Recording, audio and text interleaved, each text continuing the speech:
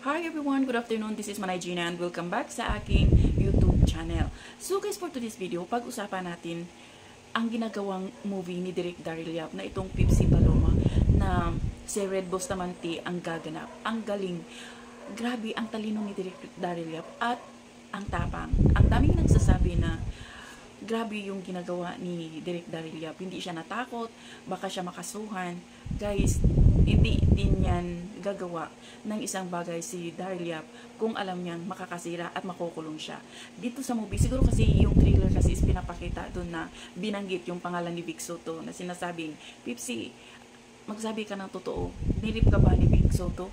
Pero guys, alam nyo ba, thriller lang kasi yun. So, hindi natin napanood yung buo.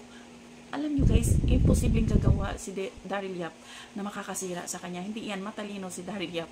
Siguro at the end, yung trailer lang kasi, yun yung parang maguguluhan yung mga tao.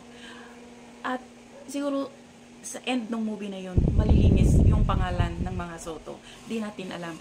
Pero ito lang guys, never yan gagawa si Daryl Yap ng isang movie na makakasira sa kanya. At grabe ha, ang galing ni Red Bustamante dito.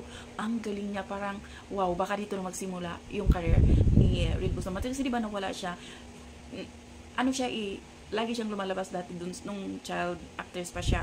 Pero nung nagdalaga na siya, kasi mayroon yata siyang problema sa skin, or yung po, parang may nabasa akong column dati. Pero ngayon bumalik na si Red at ang galing niya talaga. So guys, abangan natin to. Ewan ko kung kailan ipapalabas, pero maraming nag-aabang sa pelikulang ito ni Direk Daryl Yap. So yun lang guys. Thank you for watching. Bye. God bless everyone.